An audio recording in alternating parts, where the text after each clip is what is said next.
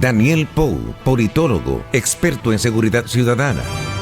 Hablará sobre la seguridad ciudadana y alternativas de la crisis de parqueo en Ciudad Colonial. Además, Casimiro Martínez, secretario general de la Unión de Juntas de Vecinos de San Carlos, informará sobre las actividades de las diversas juntas de vecinos que integran la Unión. Este sábado 18 en intramuros.do por la inconfundible Onda Musical 1150 AM en su radio online ondamusical.com.do, en Facebook Noticias 1150 y grabado en nuestro canal de YouTube @intramuros_do. Coproducción y coordinación Ramón Arias. Producción y conducción José Antonio Figueroa.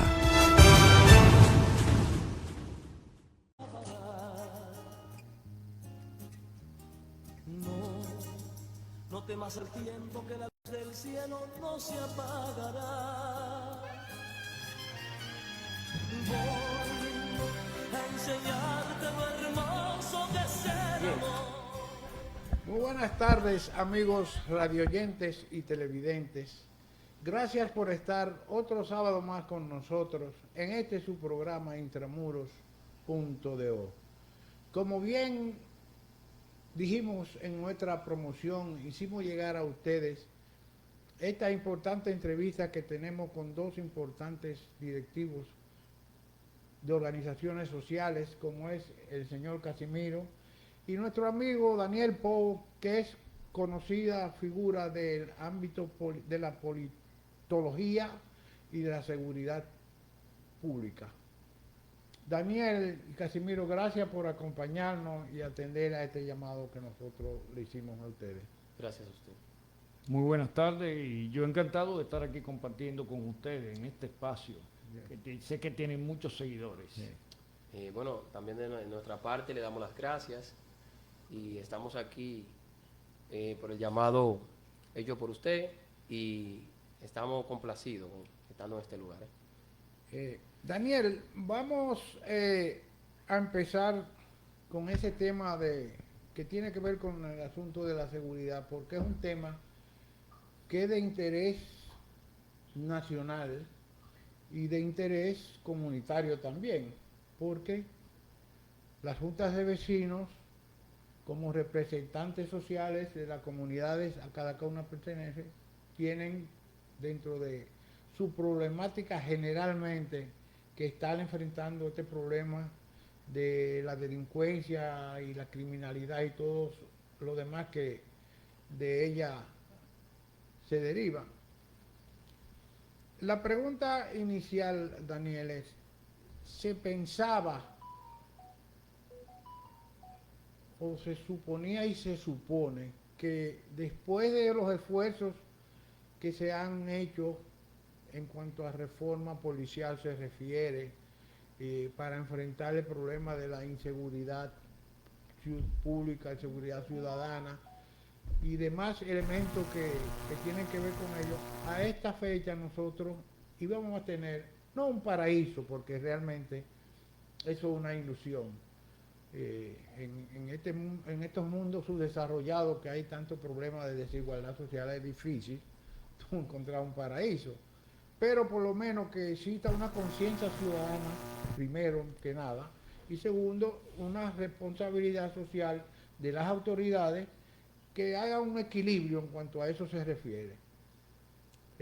Por ejemplo, tú sabes bien que este problema de la inseguridad lo venimos enfrentando, donde más se agudizó, inició su gran problemática fue en el periodo de cuando el general Candelier era primera vez jefe de la policía, cuando el gobierno creo que de Leonel Fernández.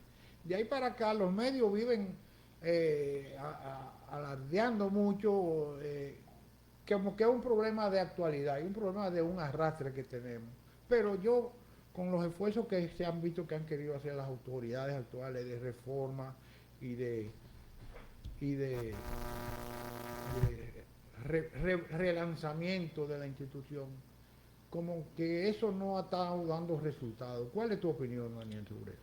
Bueno, yo quiero establecer algunos criterios que son importantes para tú hacer un abordaje en torno al tema de la violencia criminal y de la violencia social. Porque hay que exorcizar muchos demonios que se han creado en torno a la realidad. Yo estuve dirigiendo casi 2 años el Centro de Análisis de Datos de la Seguridad Ciudadana del Ministerio de Interior y Policía. En mi gestión ha sido la única gestión que en menos de 2 años se publicaron 3 informes detallados. Informes amplios en torno a tasa de heridos, tasa de homicidios. Hoy en día tú ves que nadie habla de tasa de heridos y te voy a decir por qué. Y atracos, denuncias, todos esos indicadores que son importantes para tú hablar de criminalidad. Y te voy a decir, evaluar y dar un plan estratégico. Sí, debe ser la base para crear una política de seguridad ciudadana. Ahora bien, aquí se habla lamentablemente en este país mucho en términos abstractos. No es lo mismo la tasa de homicidios por los actores criminales que se crea por los actores, que la tasa de homicidio por conflictividad social. Históricamente, la tasa de homicidios en República Dominicana alcanza su pico más alto en el año 2005, con una tasa de homicidios de 26.56 homicidios por cada 100.000 habitantes. Cuando en el año 2000, la tasa de homicidios en República Dominicana era de 13.2 homicidios por 100.000 habitantes. En el 2005 era 26.56 homicidios. O sea que en ese quinquenio se alcanza en solo 5 años la mayor tasa de homicidios en República Dominicana. Ahora, la mayor tasa de muerte por homicidios se alcanza, que no es la tasa, sino la mayor cantidad de muertes por homicidio, se alcanza en el año 2010. Vamos a establecer cómo se compone la tasa de homicidio de manera promedio en República Dominicana desde el año 2000 hasta ahora. Y fue evolucionando de esa manera. Del universo total de los homicidios, la tasa de homicidios por el delito ha rondado siempre entre 27 a 28 homicidios porcentuales del universo total. Por delito, ¿no? Por delito. Pero por conflictividad social se ha movido entre 62 a 66%. O sea, doble, es doble. El doble, más del doble.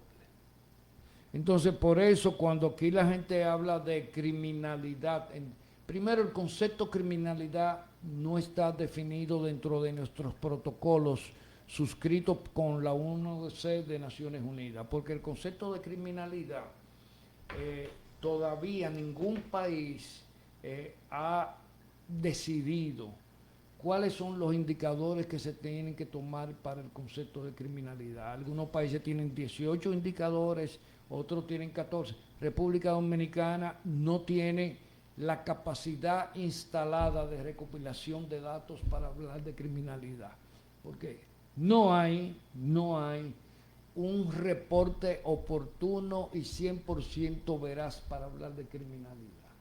¿Por qué? Porque aquí todo está centralizado arriba, Palacio de la Policía, INACI, Procuraduría General de la República, etc. Lo que es más, aquí hay gente que la entierran, que muere en actos violentos y la entierran sin acta de defunción, sin que ninguna autoridad competente fiscalice ese hecho. Yo te lo digo porque yo me pasé 2 años y pico viajando a los pueblos. De ahí es que sale la estadística. Sí, correcto. Pero muchas de esa gente no están contabilizadas en las estadísticas porque no están ni registrados como con actos de función en los ayuntamientos. Los entierran en fincas, los entierran en parajes, en sitios que están improvisados como cementerios. A la antigua. Correcto. Y yo recuerdo de una pareja de hermanos que mataron por ahí, por cebicos, que venían de vender un par de reses, parece que le dieron unos 20,000 pesos y los mataron, unos atracadores de esos de camino, de lo que hay en esos caminos. Yo conozco en esa región porque la he caminado entera. Tengo la suerte de conocer el país con detalle. Y esos individuos los enterraron en un cementerio secundario sin que lo viera el médico legista ni que hubiera acto de defunción. Y nunca ni siquiera hubo una investigación policial de quienes lo mataron. Simplemente que lo mataron y hay que enterrarlo y punto. Correcto, porque no lo pueden meter en el refrigerador. ¿Oíste? Entonces, con esa impronta, empezamos nosotros a trabajar. Cuando yo asumí en el CACSESI, Centro de Análisis de Datos de la Seguridad Ciudadana, a mí me mandaban una persona muerta en Puerto Plata, en Santiago y en Santo Domingo Este. ¿Y tú sabes por qué los registraban como muertos? Porque la policía allá, cuando lo sacaban de Santiago que iba y la persona no estaba, lo indicaba como fallecido. Y resulta que era que lo habían mandado, en Puerto Plata, lo habían mandado de Puerto Plata a Santiago. Después cuando la policía iba a Santiago, el tipo no estaba y terminaba como muerto. Yo una vez dije... No homicidio, sino muerto. Sí. Muerte natural. Sí, no.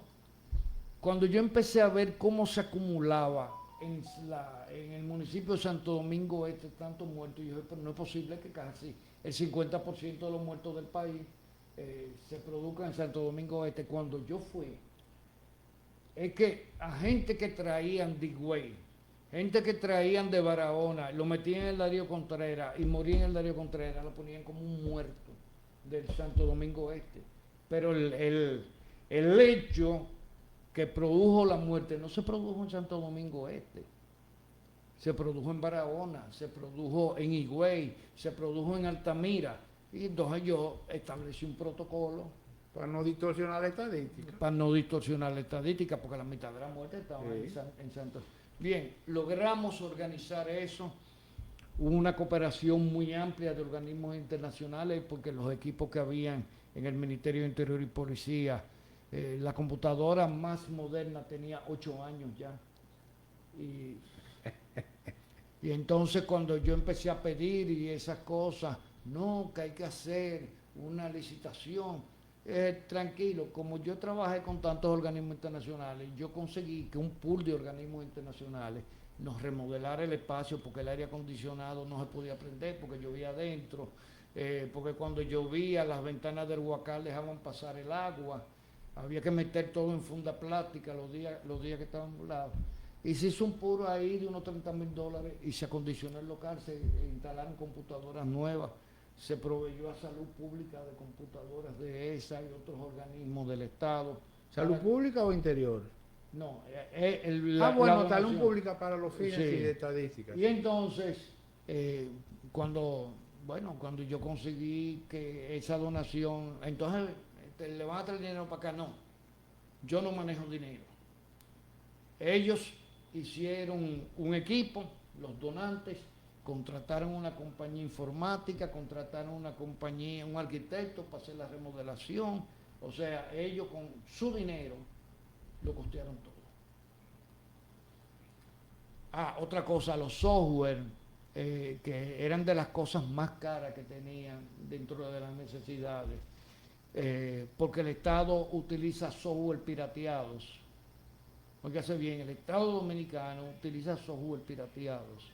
Pues los software con licencia, para que se pudieran colgar las páginas de los resultados, también fueron donados por ese pool de instituciones. Ahí estaba USAID, la criticada USAID, aquí fue una de las agencias que más donó, donó el PNUD, donaron varias agencias, creo que hasta el Banco Mundial donó. Entonces se resolvió el tema y ahí empezamos a ampliar el listado de indicadores, pero que nosotros no registramos nada. Nosotros hacíamos un consomé con las cifras enviadas por el INACI, por la Procuraduría. Pero algo que te voy a decir, y les voy a decir a los amigos televidentes y radio oyentes, cuando a mí me mataban una persona en 3 sitios, yo tenía que ponerme a llamar los fiscales y localizar al fiscal del punto de origen donde se produjo el homicidio, para que me dijera si fue en su comunidad que, bueno, logramos, porque en el equipo que yo tenía, cuando yo entré, habían 8 empleados. La mitad de la nómina se había ido porque en el gobierno anterior habían inutilizado el centro, porque el ministro no quería, el ministro anterior, Fadul, no quería que se dijeran las cifras reales. Entonces muchos de esos empleados entrenados en México, Costa Rica, Estados Unidos, consiguieron trabajo en la banca, con sueldos triples a los que le pagaban en el Ministerio de Interior y Policía. O sea, el Estado entrena gente para después... el sector privado. El sector privado.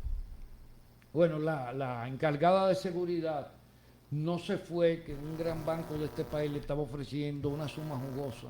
La encargada de seguridad de software e informática no se fue porque ella tenía un niño pequeño y ella, en los bancos, los encargados de seguridad tienen que hacer turnos de 24 horas y ella no podía por la situación familiar y se quedó ahí, aparte una hormiga que se sabe todas las normativas internacionales.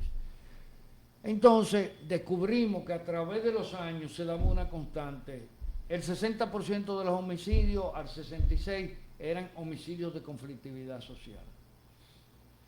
La mitad eran con armas blancas, cortopunzantes u objetos contundentes. La otra mitad con armas de fuego. El otro tema, ya del total de los homicidios, que el 70% de los heridos, el 70% de los heridos, entre el 66 y el 70% eran con armas de fuego del universo. Y de ese 70 a 76%, entre el 55 y el 60 moría antes del año. Y el clasificador internacional del delito dice que República Dominicana lo suscribió como un acuerdo internacional y ningún funcionario lo sabía. De hecho, el jefe de la policía me acusó de que yo alteraba las cifras, porque ellos solamente contabilizaban los cadáveres o los muertos in situ. O sea, el que quedaba muerto en el lugar cuando llegaba la policía. Ellos no le daban seguimiento a los que estaban en los hospitales, gente con... ¿Los heridos? Heridos, con disparo en la cabeza, con disparo en la ingle, con los riñones destruidos. Muerte por consecuencia. Claro, no le daban seguimiento, entonces esos muertos quedaban en el aire. Yo hice que se inscribieran. ¿Por qué? Porque hablar de los que mueren in situ, cuando la tasa de heridos, señores, la tasa de homicidio era de 3 y la tasa de heridos era de 30. Otra característica es que la mayoría de los heridos eran gente pobre y la familia no tenía recursos para ayudarlos a mantenerse con vida, porque no es cierto que aquí en todos los hospitales hay de todo. Un herido con una lesión, un disparo craneoencefálico, eso cuesta 10 millones mantenerlo vivo durante un mes. Eso no es con medicina de 25 pesos, ni con aspirina, ni nada de eso. Ni antibióticos. Y entonces los hospitales, ustedes saben que los médicos hacen el esfuerzo, pero muchas veces ni siquiera tienen la medicina oportuna. Entonces gente pobre, la mayoría pues, lamentablemente, en los primeros, antes de los 7 meses, pasaban a mejor vida. O sea que en resumen, no se practica una evaluación. Bueno, ahora de los mismo, casos. después que yo salí, O no se evaluaba mejor. no se ha vuelto a hacer esa evaluación. una evaluación con el rigor. Son cifras la mayoría ofrecidas por la policía, con la falta de información y respeto a los protocolos que tiene la policía. Ellos jamás han podido publicar la tasa de heridos, porque para eso requiere, yo tenía un equipo para eso, incluso para ir a los hospitales.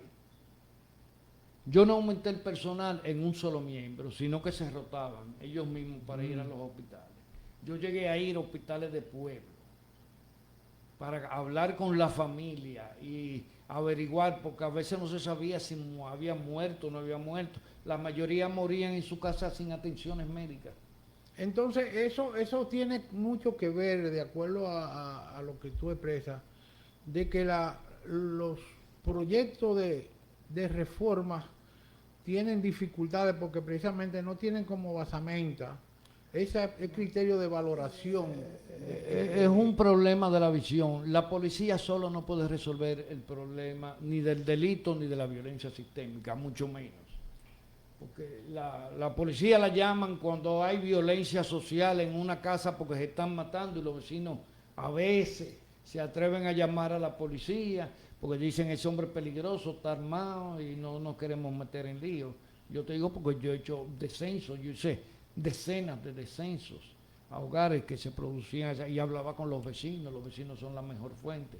Entonces, ¿qué te digo? No hay un criterio riguroso para hacer acopio. Pero la proporción de las muertes entre homicidios por delito y homicidios por conflictividad social nos dice que hay que volcar un esfuerzo sobrehumano para detener los homicidios de conflictividad social. Entre los homicidios de conflictividad social se dan los feminicidios, se dan las muertes entre parientes, tío con sobrino, hermano con hermano. Los pasionales. Las pasionales. Pasionales son feminicidios, sí. O sea, la muerte pasional no existe como categoría. Digo, pues la llaman así. Pero ellos son los feminicidios. Nosotros catalogamos como feminicidios.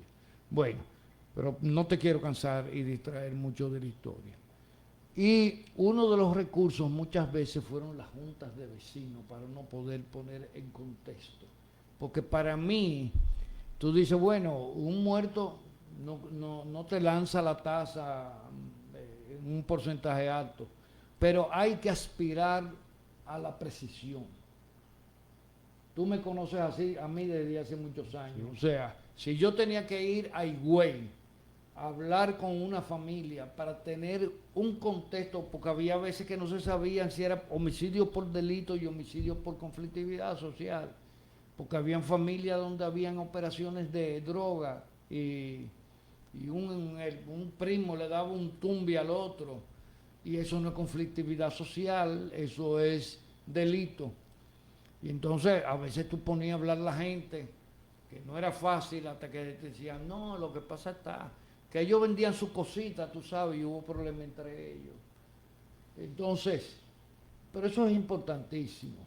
Entonces, ¿qué te digo? Incluso los homicidios por instigación, de un padre diciéndole a un hijo, tu mujer es infiel, esto, lo otro, y nadie nunca, en términos legales, puso en cuestión al padre del muchacho. Y un amigo también, y un amigo, y un vecino también. Y la vecina. Y la gente no mira la consecuencia. O la madre. Sí. Sí. Entonces, el homicidio social tiene un espectro tan grande de causas y tienen que ver mucho con la cultura dominicana. Daniel, vamos a hacer un corte para que sigamos conversando y luego también con Casimiro. Sí.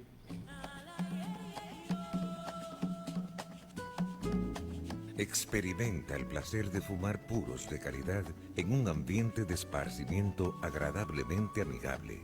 Buenos humos, puros de calidad, accesorios y tragos, con especiales de puros cada día de la semana. Buenos humos, gusto por el fumar. Calle Pompeya, esquina Venecia, Plaza Italia, Food Park, Urbanización Italia, Santo Domingo Este. Contacto 829-796-5311. Buenos humos, gusto por el fumar. Si quieres comprar o vender en la ciudad colonial o Santo Domingo, contáctenos. En Figueroa y Asociados tenemos disponibles locales comerciales con pisos para apartamentos, viviendas en la zona colonial y Ciudad Nueva, amuebladas y vacías. También disponemos de fincas y solares en Santo Domingo y ciudades aledañas. Contáctenos, somos garantía y seguridad. Figueroa y Asociados, 829-751-8496 y WhatsApp 829-251-8496. Somos Figueroa y Asociados. Casimiro, de acuerdo a lo que Daniel nos ha dado esa cosmovisión de cómo se maneja o debe manejarse el asunto para tener una idea clara de lo que realmente son, ¿Cuáles son las causas? las causas de los crímenes y los delitos. Ustedes como Junta de Vecinos han tenido participación de colaboración con las autoridades en cuanto a eso se refiere en su comunidad. Bueno, sí, nosotros, todas las juntas de vecinos, colabora directamente con todas las instituciones del Estado para regular eso, pero también hacemos el enfoque en lo que es la educación.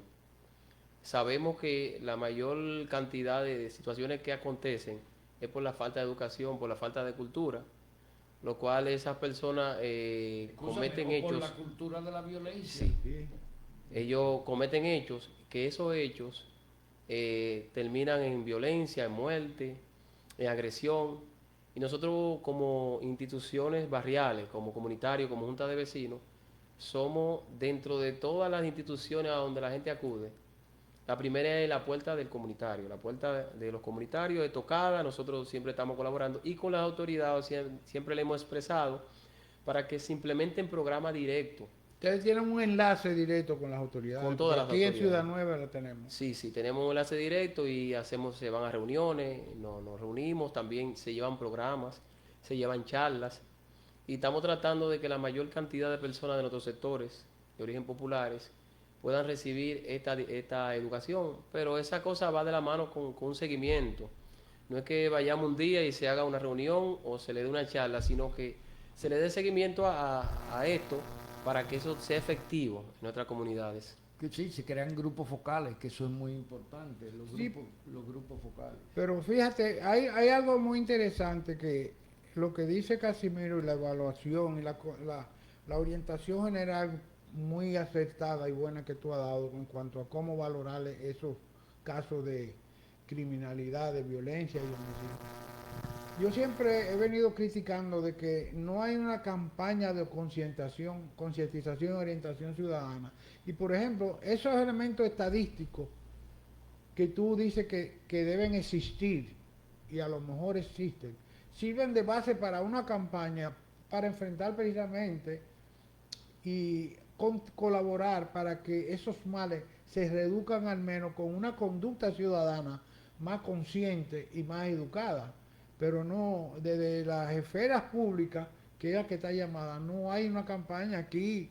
Las campañas solamente se circunscriben a decir lo que está haciendo el presidente o los funcionarios, pero en cuanto a concientización ciudadana, en cuanto a eso se refiere, no hay nada. Y a proyectar actores políticos, no a proyectar políticas, porque uno de los problemas es que aquí la mayoría de los ministerios no tienen políticas definidas. Cada vez que llega un ministro, cambia un ministro, llega otro, todo lo pasado se tira al bote de la basura. Con su librito, y viene todos uno tienen con su nuevo librito. con un librito. Y se comienza de nuevo, Y entonces, desde cero. entonces se pierden recursos. No hay continuidad de Estado, que es lo que No- yo no siempre hay he dicho. Que continuidad, esa es correcto. la clave de la democracia es la continuidad. Porque de Estado. nunca nos sentamos a diseñar políticas. Las políticas se diseñan con diagnósticos. Y luego, en el diseño de la política, hay que darle participación a la ciudadanía para que haya una real gobernanza democrática. ¿Tú quieres que te diga una cosa? Porque yo he hecho trabajo en Centroamérica aquí. Centroamérica tuvimos la ventaja. En Centroamérica yo trabajé en el año 2000 con los observatorios. Quien habló por primera vez en este país de observatorio fui yo. Y fue que se lo propuse a Danilo Medina cuando era candidato en el 2012. Y bueno, se lo propuse porque yo colaboré con él, porque Gustavo Montalvo, viejo amigo nuestro, me ayudó me integró para que yo ayudara un poco con el programa de gobierno. Y yo dije, yo no conozco a Danilo. Me dijo, no, pero tú vas a trabajar conmigo. Y una colaboración. Y hice muchos elementos que lamentablemente se abandonaron, porque aquí los presidentes no entienden que cuando se suben ahí, ¿verdad? En la Casa Vieja de la doctor Delgado, tienen que tomar decisiones que afecten a los grupos de poder tradicional.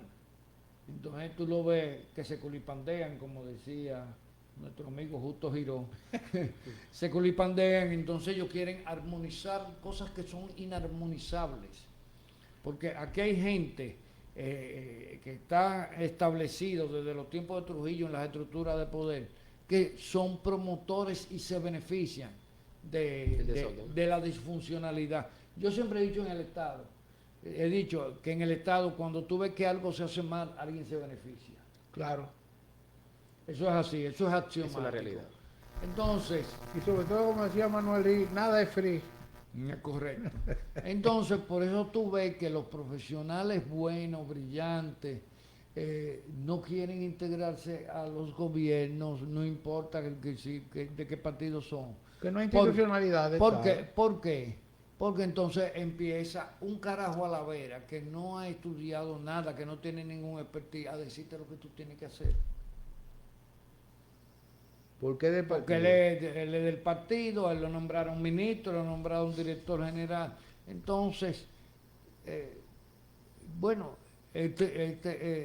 yo conozco mucha gente que se ha ido del Estado sencillamente porque no Sí. está dispuesto a dar su brazo a torcer. Y eso es una situación. Ahora, es que el tema de la violencia, la criminalidad y todos los males que nos afectan, tienen una génesis en una situación. Y es que así de manera silenciosa y de manera furtiva, el crimen organizado, con mucha discreción, se ha hecho poseedor, propietario del territorio. Eso es así. O sea, aquí hay territorio que el Estado, la única presencia que tiene a través de la policía, y los policías están a sueldo de las organizaciones criminales, del microtráfico, la economía sumergida del ¿Qué microtráfico. parte de su código? La economía sumergida del microtráfico es muy eficiente. Ellos hacen labor social, ellos le compran su catrecito a la viejita, su neverita, su Tienen estufa. su programa ellos. Tienen su estrategia. Sí, su estrategia. Entonces el Estado no llega porque el Estado, tú sabes cómo son las cosas del Estado, nadie la supervisa, no hay control, no hay evaluación del impacto de la política social. O sea, háblame de la evaluación porque es que toda política pública tiene que ser evaluada, pero no por quien la implementa, sino por un grupo de auditoría externo que te mide el impacto. Pero aquí ponen a los funcionarios ellos mismos evaluarse, su gestión, Autoevaluación. autoevaluación. Casimiro,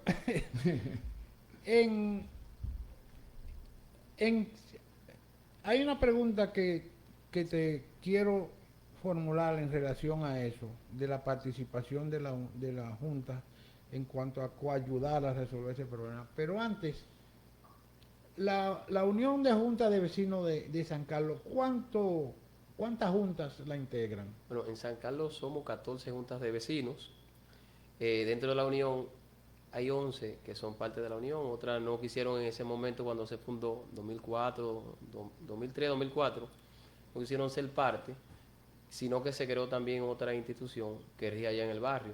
Entonces, dentro de la unión de juntas de vecinos, habemos 11, ahora se está buscando la conformación de unas nuevas autoridades de esta unión de juntas de vecinos, lo cual durante toda la historia solamente la ha presidido la unión el señor Luis Roberto Moscá, un gran trabajador comunitario en nuestro sector, que ha dado la vida por su comunidad y el cual está en los Estados Unidos ahora un poco aquejado de salud y siempre estuvo de la mano, estuvo presto junto a otro grupo de seres humanos que hoy partieron, que formaron lo que era la unión y otros grupos sociales dentro de San Carlos, los cuales han dejado un legado y aparte de eso, una nueva generación como yo, hemos venido detrás de ellos aprendiendo Como relevo ustedes. como relevo y dándole continuidad a esos trabajos. Por ejemplo, las juntas de vecinos siguen los trabajos, le dan continuidad a los trabajos. El que viene nuevo sigue trabajando. Somos de las pocas instituciones de nuestro país que tiene que seguir el seguimiento, porque la misma población de los sectores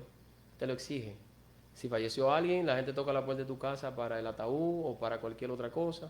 Si hay un enfermo, si hay alguna persona detenida y sucesivamente muchas de las cosas que se realizan primero tocan la puerta del comunitario y nosotros le servimos de manera sin remuneración, que digo que hasta efectivo ha sido. Al no haber ninguna remuneración, los comunitarios hacemos el trabajo sin esperar nada a cambio, simplemente para servir a nuestra comunidad y a nuestro país. Mira, Escúchame, Daniel, yo te quiero hacer una pregunta, Casimiro. ¿Cómo es la relación de ustedes con la alcaldía? Bueno, ¿Tiene la alcaldía la iniciativa de trabajar en contacto con ustedes, en consonancia con ustedes, bajo qué criterios y qué tan robusta es la ayuda que le pueden brindar a ustedes?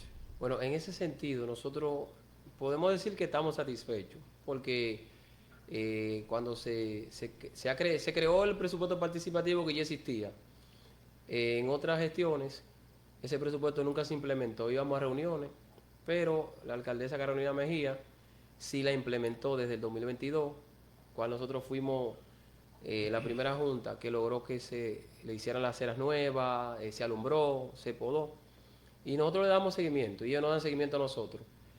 Cuando ha habido situaciones con la recogida de la basura, como hay un grupo de la alcaldía, pues nosotros hacemos reclamaciones. Nosotros reclamamos, le llevamos la problemática y en breve tiempo se nos ha resuelto. O sea, nosotros siempre estamos a la vanguardia porque estamos pendientes a todo. En ese sentido, con la alcaldía el trato ha sido bueno, ha sido afable, pero por este medio quiero anunciar, y disculpe que le desvirtúe la pregunta, con quien tenemos ciertas situaciones muchas veces con la casa, porque San Carlos es un barrio muy viejo. Y el primer barrio de aquí, sabemos, las tuberías son de barro, está colapsado. Hoy había una intervención de la CAS ahí en la calle Salcedo, ellos lo anunciaron por el grupo de la CAS, pero no solamente la Salcedo, tenemos más de 20 calles del sector, las cuales han colapsado y tienen código, se ha hecho la diligencia. O sea, estamos hablando tubería de drenaje, de aguas negras. De aguas negras, sí. Entonces, muchas veces ¿Están como... haciendo pozos sépticos para sustituirla?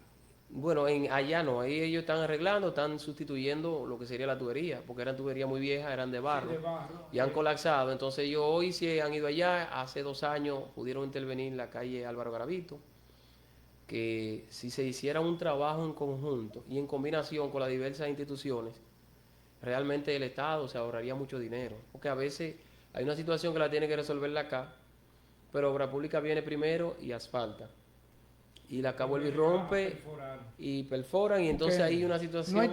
No hay integración institucional. El Estado dominicano es una suma de compartimentos estanques. Son islas. ¿Tú sabes por qué? Porque lo que se utiliza el Estado es para repartir cuotas de poder. No hay una visión holística y coordinada de las instituciones del Estado.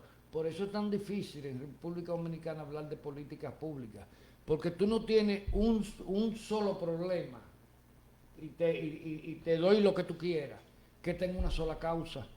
Todo problema tiene más de una causa.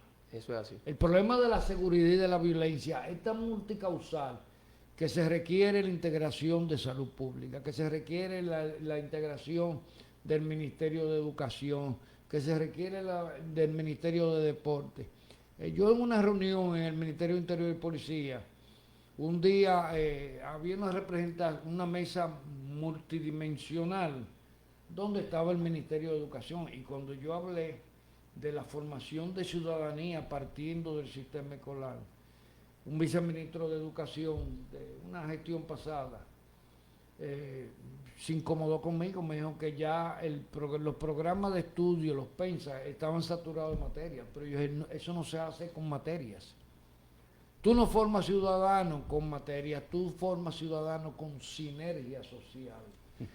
La moral y cívica era para eso Sí, también. pero eso no sirve para nada. Lo que hay que hacer es sostener todo lo que es el plano ético de la enseñanza como un inductor a la formación del ciudadano. O sea, cuando tú le estás enseñando botánica a un niño, cuando tú le estás enseñando biología, cuando tú le estás enseñando historia, tú tienes todas las oportunidades de formarlo como ciudadano. Claro, tienes que tener la agilidad, la capacidad mental y el criterio pedagógico bien elaborado. Y eso le aporta una nueva opción a ese joven, a ese niño. Sí, claro. Porque realmente, mire, nosotros cuando la gestión de Franklin Almeida, que se hizo un gran trabajo, o sea, se unieron una serie de programas y de instituciones. Muchos jóvenes salieron de la calle, fueron reinsertados dentro de la sociedad, con cursos técnicos. Eso fue cuando el plan de seguridad Sí, cuando Barrio Seguro. O sea, ya se hicieron una serie de cosas a microempresas, se le hicieron préstamos y así sucesivamente hicieron una serie, había una estrategia y esa estrategia se implementó y eso hizo que San Carlos tuviera un resurgir y muchas de las personas salieron tal vez de esa pobreza que no fue provocado por ellos, sino de la generación anteriores, de sus familiares, que los cuales no sé, tal vez problemas buscaron de opciones. oportunidades. Pero tú adecuadas, sabes sí. por qué en la gestión de Franklin Almeida tuvo que hacer eso el Ministerio de Interior y Policía. Porque los demás ministerios, salud, educación, industria y comercio, lo dejaron solo. Entonces él se quiso convertir en un pequeño estado. Y al final todo eso colapsó. O sea, no fue sostenible. No pasó Porque después también- del cambio del ministro, como usted dice, Porque lo no hubo hizo él. continuidad. Porque lo hizo él. Porque el problema es ese. Vamos a hacer unos mensajes y volvemos con... Yo te voy a decir una cosa. El plan de seguridad democrática que se lanzó en el año 2005, cuando Leonel asume el 2004 y ve en el 2005 que la cifra de muertes se está convirtiendo en una pandemia, entonces implementa el plan. Muy bien diseñado, pero faltó voluntad política voluntad, para sí. integrar a todo el Estado ejecutarlo. en Sí, el plan, en la integral. ejecución. Si te frustraste intentando aprender un nuevo idioma, probablemente no fue tu culpa, sino la manera en que intentaron enseñarte. En Learn, Aprende, enseñamos español e inglés de la manera que tu cerebro comprende mejor. Nuestras estrategias y técnicas de aprendizaje de idiomas están basadas en la manera en que el cerebro aprende. Trabajamos tu potencial ayudándote a aprender más rápido y a retener la información para que apliques el conocimiento adquirido en situaciones del mundo real. Inscríbete hoy mismo en nuestros cursos virtuales de español o inglés en learn-aprende.com.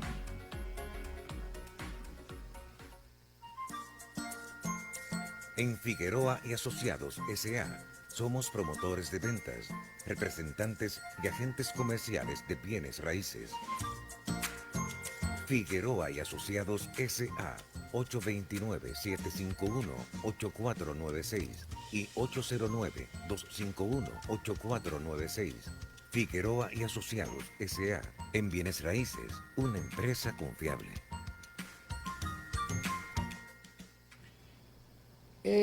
Casimiro, mira, yo tengo una experiencia, porque siempre he sido una persona ligada a las actividades sociales y sobre todo en una época que tuve ligado no solamente al partidismo y después del partidismo al gremialismo y siempre estaba integrado a organizaciones sociales. Yo recuerdo que cuando yo fui de los fundadores del Club de Leonel de San Carlos, que yo vivía allá, y con la Dirección de Control de Precios que existía cuando Morillo López, había una dirección de educación al consumidor que se llamaba DECO, que hizo un gran trabajo. Benito Fernández, un hermano mío, compañero, era el director y yo era un auxiliar externo con mi oficina en materia de relaciones públicas. Y a través del Club San Carlos, con la Junta de Vecinos, yo organicé una conferencia, una charla en la Asociación de Detallistas, Sí, sí. orientando en materia y educando como consumidor a la ciudadanía. Óyeme, fueron casi 200 personas.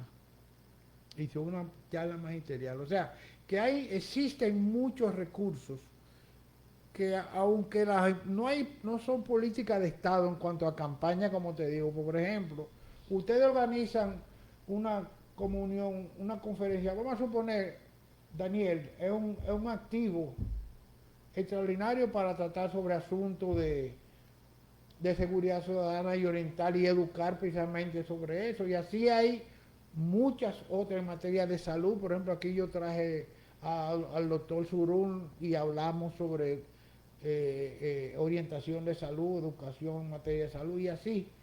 Se pueden hacer muchas cosas, o sea que lo que hay que hacer, como dice Daniel, es una integración.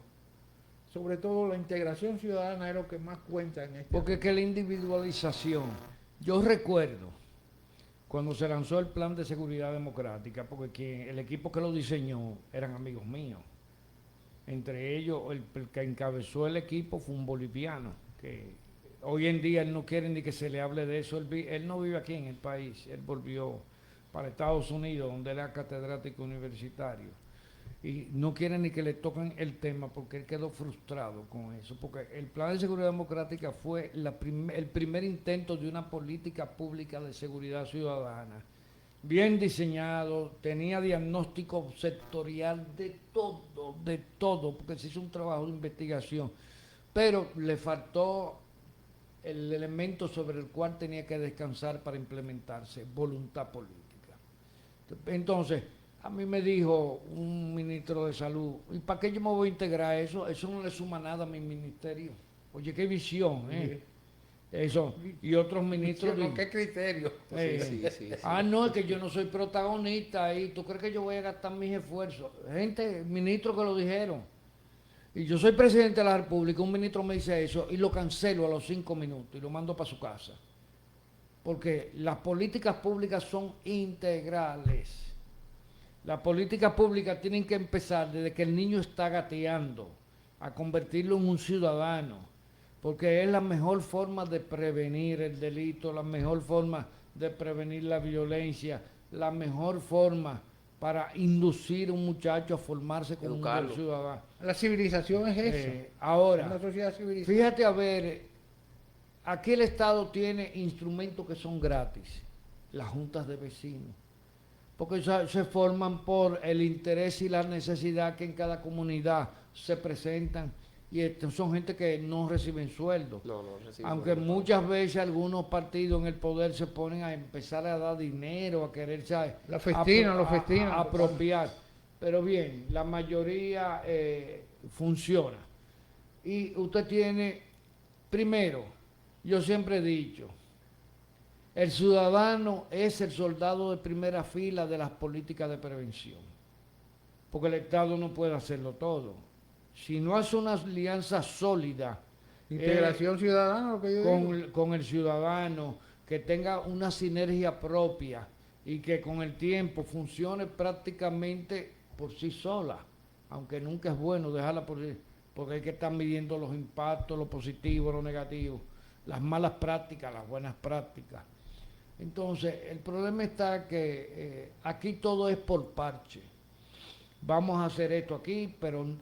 Y como yo le decía, y yo he tenido grandes discusiones con gente en este país, el programa que te funciona bien en San Carlos de una política pública, de cualquiera, de salud, de educación, de seguridad, tú lo llevas a los Alcarrizos y no funciona, ¿no?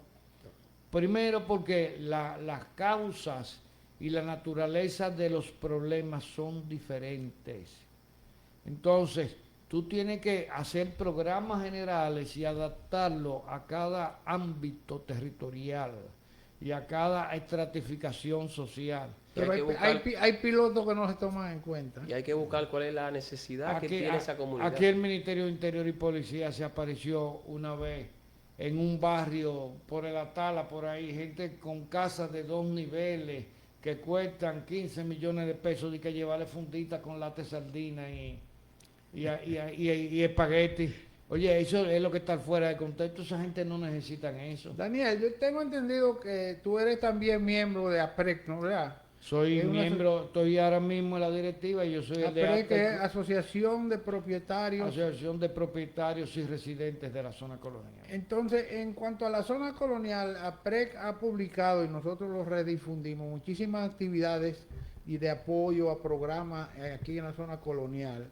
En lo que a seguridad se refiere, yo he visto que en lo que más insisten APREC es en el asunto de la cuestión de los ruidos. Eso ha disminuido. Sí, se ha logrado. Ha habido un apoyo notorio del Ministerio de Interior y Policía. Tengo entendido que uno de los viceministros incluso ha venido a casos a la específica. zona que se han presentado a intervenir, a servir como un mediador, porque por lo general los conflictos aquí en la zona son entre un establecimiento comercial y unos vecinos. No es entre vecinos y vecinos, No. por suerte. Por la cuestión de los ruidos. Por sobre la todo. cuestión de música alta, horarios extendidos sin la autorización del ministerio. Sabe que el ministerio tiene un departamento de control de bebidas alcohólicas, Coba, ¿no es? COBA, y los horarios están establecidos Sí, en función le dan un permiso fin de semana a algunos negocios, pero Sí. regulados. regulados. Y algunos pues pretenden mostrarse como listillos y tratar de enrolarse en un horario que no le corresponde. Entonces eso trae sus ruidos. En cuanto a la seguridad aquí en la zona colonial, ya hay mayor control, ¿no? Sí, hay mayor control, el personal policial tiene muy poco entrenamiento, muy poca capacitación. Yo mismo he tenido que llamarle, yo fui profesor honorífico 22 años en la policía y yo sé cómo se entrena un policía y lo que tiene que hacer. A mí un día que me quería parquear por allá, por la Soy Pomeriño, un policía me llamó para que me parqueara encima de una acera. Le digo, pero usted está para preservar. No, pero usted es un hombre decente. Digo yo, pero yo como hombre decente no debo parquearme encima de la acera. Él se sintió un poco abochornado. Después yo me parqué en un sitio y fui y me puse a conversar con él. Pero hay tres instituciones aquí. Aquí está el Politur, la policía y la municipal. Existe una integración porque a veces uno ve cosas que tienen que ver con falta de autoridad municipal y otras que tienen que ver con autoridad, pero otro que es público. Hay un plan estratégico entre las tres instituciones de seguridad. Ellas han hecho algunos ejes. El problema es la carencia de los niveles de supervisión. Muchas veces nombran a un oficial por el rango para hacer una labor de supervisión, pero resulta que ese oficial no tiene la capacidad ni para supervisar, ni sabe cuáles son los objetivos de los agentes que están en la zona colonial. Entonces, él se convierte en uno más y muchas veces se convierte en un estorbo. Pero ellos deslindan las funciones porque hay una que es Politur, otra que es Policía Nacional y otra del Ayuntamiento. Bueno, y también por aquí tiene presencia la Policía Preventiva de San Carlos, el Departamento de Crímenes y Delitos, el DICRIM, pero todo eso funciona muy mediatizado porque no hay un ámbito de especificidad. La Politur para mí es un organismo muy terciario, muy terciario. Ellos, y te lo digo por personas que me han dado las quejas, incluyendo turistas extranjeros, muy deficientes en la ayuda que brindan. Entonces, también tiene un ámbito muy reducido. Si a ti te atracan, tú no puedes ir a Politur. Pero Tú tienes que ir al DICRIM de San Carlos. Sí, eso, hace el problema 4. eso es lo que yo digo, que realmente no se define la función, misión y visión de cada una, sino que Claro. todo el mundo hace de todo. No. Y así no se puede. Y en San Carlos, por ejemplo, el asunto de la seguridad y lo que tiene que ver con el asunto de los ruidos, y aparte de lo que tú señalaste ahorita, de los problemas que hay que afectan a la comunidad. ¿Cómo manejan ustedes y cuál es la situación allá en San Bueno, Carlos? nosotros, por ejemplo, como comunitarios, nosotros nos acercamos a los negocios, vamos donde ellos, hablamos con ellos, la mayoría de los negocios de allá ha colaborado, y también, luego de las medidas de la ministra, como que mucha gente entró en razón. Pues realmente fue una medida que se vio muy fuerte, Al principio. pero realmente el país debe estar regulado. Nosotros tenemos que entrar en el orden jurídico. Nosotros no podemos hacer las cosas porque sí. O sea, yo no puedo venir y parquearme enfrente de una emergencia de un hospital porque sí. O sea, aquí no hay una cultura de educación donde la gente entienda que cada cosa tiene su lugar. Entonces nosotros dentro de los barrios tenemos mucha problemática debido a que las personas no entienden y la gente hace la cosa porque soy yo. Entonces nosotros tratamos de concientizar a la población cada vez que nos invitan el ministerio llevamos personas de la comunidad a esos eventos para que ellos se vayan empapando, se vayan reeducando y vayan conociendo lo que es la ley. O sea, en este país la mayoría de las personas no respetan las leyes. La gente no existe que existe una ley 120 par de 9, la 6317. La gente quiere hacer lo que ellos entiendan, lo que les dé la gana, como se dice. Entonces nosotros lo concientizamos, y cuando hemos tenido que enumerárselo en un documento, se lo enseñamos. Por ejemplo, la calle donde nosotros vivimos es una calle cul-de-sac sin salida. Hay un reglamento que es el 0032 del Ministerio de Obras Públicas, que regula esos lugares, tales como son las marquesinas, como son las emergencias de los hospitales y otros lugares. Entonces, personas de otros lugares se parqueaban allá, y yo no discutía con ellos, mira, es así, no. Un día fue un abogado y le dije, mira, y le entregué y él entendió. O sea, concientizar. Es que hay educar. problemas de conciencia y de orientación y de ignorancia también. Hay mucha gente, porque eso que tú señalas, porque eres un directivo comunitario y fueran un profesional también, lo conocen, pero la mayoría de la gente no conoce nada de eso. Por ejemplo, concientizar en cuanto a cumplir y hacer cumplir la ley, eso no existe realmente, no ha habido una labor de educación ciudadana. Por eso tenemos esa gran crisis de autoridad, que consiste precisamente en eso, porque la gente no sabe que una sociedad, sin importar el régimen que sea, no puede mantenerse al margen de la ley y el Pero orden. eso también tiene De ley y una causa en la poca confianza y la poca credibilidad que tienen la mayoría de las instituciones públicas. El Ministerio Público. La crisis de autoridad para mí es eso. El Ministerio Público. Pero la crisis de autoridad se da porque las instancias se relajan. Se relaja. Oíste, el Ministerio Público, cuando sirve como mediador, yo he ido a mediaciones de casos no míos personales, sino de terceros. Y el papel del Ministerio Público resulta calamitoso. Tratan como si fuera un chisme de barrio. Pues sí. Entonces, eso trae consecuencias. Porque toda la gente dice, se parcializa, se esto, lo otro. No, y en cuanto a eso, usted dice chisme de barrio. En los barrios hay mucho chisme. Oh. Entonces, a veces son sencilleces, son cosas que hablando, poniendo en contexto las cosas, a veces se Esas resuelven. vecinas no son fáciles. Sí, por ejemplo, en nuestro caso, que nos ha tocado, ahí alguien me toca la puerta, me dice algo de alguien, de un vecino, de otro que vive en la comunidad. Yo lo escucho. Espérate, yo tengo que escuchar la otra campana. Voy donde la otra persona, hablamos, y luego lo reúno, y eso queda ahí. Por eso lo que decía el señor Miguel Pou, Daniel Pou, hay cosas que no se registran, hay cosas que no llegan, porque si el Estado profundiza y entra, realmente yo soy de la persona que creo que nuestro país todavía está bien, todavía se pueden hacer cosas a favor de que hay un crecimiento, de que la población puede entender, de que la población se deje reeducar, de que la gente entienda, pero nosotros no tenemos ni los recursos, ni tal vez la capacidad humana para poder ciertas situaciones que se dan en los sectores populares, resolverlas, sino es a media, las cosas que podemos, pero hay cosas más que se entienden. Ahora sí, las instituciones se introducen, y no que pasen hoy y sigan, no, que se introduzcan y se quieren hasta, se formen grupos que rijan eso.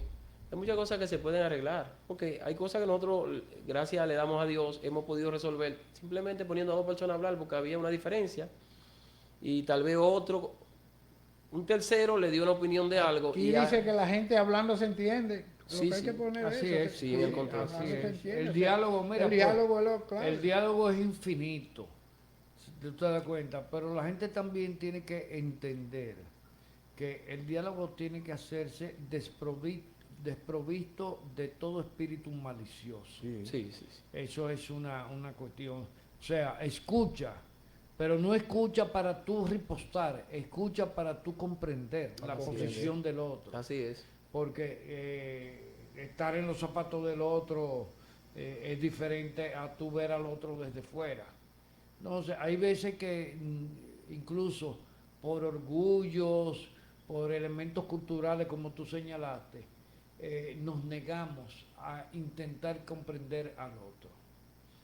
Yo te lo digo porque yo tuve que intervenir en un caso familiar de unas personas que yo conozco, humildes de barrio, de Sabana Perdida, donde un tío sale con el sobrino, el tío era prestamista, y salía con el sobrino armado, él, el tío, y el muchacho lo acompañaba, le manejaba la motocicleta. Y a ese tío, después de recoger todo su dinero, en todos los barrios los prestamistas son figuras importantes, se detuvo ahí en Villa Duarte y se metió a un colmadón a pedir una cerveza. Oye, qué imprudencia, de noche, con un arma encima. Exactamente. Lo venían siguiendo, entraron dos individuos. El colmadón tenía puerta por una calle y puerta por otra. El sobrino que estaba pegado de la otra puerta logró huir, porque lo mataron al tío, le quitaron el arma y todo, o sea, el dinero. Eso no viene en la noticia, sí salió. Y esa familia, oye lo que empezó una parte de la familia, que el muchacho estaba, la palabrita clásica, compuesto con los atracadores. ¿Y por qué? Porque a él no lo mataron. Él no tenía ni dinero, ni tenía arma de fuego, él no era un objetivo. Ustedes tienen que entender eso. Lo que cometió el hermano de ustedes fue una imprudencia olímpica. Bueno, y esa familia dividida en dos bandos, porque una defendía al muchacho, un muchacho muy bueno, muy educado dentro de una familia, pero y la familia entera, una familia de gente valiosa, yo lo conozco hace más de 30 años. Y lo que pasa es que hay muertes inaceptables, porque mucha gente Sí, busca sí. un culpable, que no Sí, es una causa. entonces, en la costumbre del dominicano de buscar un culpable. Y te digo, y yo tuve que pasarme varios días con ellos reuniéndome para que entendieran la situación. Le explicaba el modus operandi de esa gente. Esa gente no matan a uno, ellos matan al que le van a quitar el arma. El 99% de las personas que desarman en la calle son lamentablemente asesinadas. Sí, porque hoy en día la cultura de la violencia y la criminalidad, o sea, para que la gente sale a matar primero y robar después. Bueno, Por ejemplo, y muchos de esos tigres dicen, yo maté uno y duré 2 años preso y Sí, después ellos salí, saben. o sea, porque el sistema de justicia tampoco tiene la visión que debería de utilizar para hacer una verdadera administración de justicia. Bueno, sí. la cuestión es que lo que necesitamos es que mayor integración y conciencia ciudadana. Eso Existen todas las estructuras que si hay una voluntad política, tanto principalmente desde el Estado y los sectores y las organizaciones sociales, que por ejemplo, como contamos con junta de vecinos en todos los barrios y urbanizaciones, si se diseña una estrategia de integración y colaboración ciudadana, nosotros logramos una mejor nación. Porque como dice Daniel, no podemos dejarlo al Estado todo. Pero el Estado debe servir también de soporte, de ayuda, porque tú le llevas una idea, como tú dices. Yo mismo soy testigo de que con mi experiencia en el área de relaciones públicas, a amigos míos que han estado en instituciones, les llevo ideas que lo que deben hacer desde afuera, porque uno ve desde afuera, y a veces lo que le dicen, pero eso es más trabajo, y uno tiene que decirle, pues tú no haces nada. Que tú estuvieras trabajando mucho, ok, pero Claro. que los que están sentados ahí, a ver que tú hablas con ellos Gente y viendo lo llaman por teléfono, dile que estoy en una reunión y hablando contigo que está. Viendo la vida pasar, señores. Entonces, muchas gracias, señores, por acompañarnos y esperamos que en otra ocasión podamos contar con ustedes para seguir orientando a la Bueno, ciudadanía. para nosotros es un placer. Daniel, gracias. Igual me dispongo a las órdenes. Igual Lo mismo nosotros. le digo a Casimiro, cualquier actividad que ustedes organicen y considere que yo puedo ayudarlo en algo, para contextualizar a la gente, que eso es importante, y para que la gente se le erradique todas esas ideas mal pregonadas que por los medios de comunicación, por personas que quieren hacerse pasar como expertos, se han puesto en boga en este país. Señores, la peor solución para la violencia es más violencia. No, ahí no hay equilibrio. Yo estoy de acuerdo con usted. Ahí no hay en equilibrio. eso, sí, sí. Porque que no puede ser. Muchísimas gracias. Tenemos que establecer una cultura de paz y De paz, convivencia. sí. Muchísimas gracias a ustedes y esperamos que el próximo sábado nuestros amigos televidentes y radioyentes nos acompañen en otro espacio más de Intramuro.do. Jeffrey, como siempre, gracias por tu apoyo y al amigo Monchi Aelia también. Hasta el próximo sábado. Onda musical, informativa, alegre, divertida.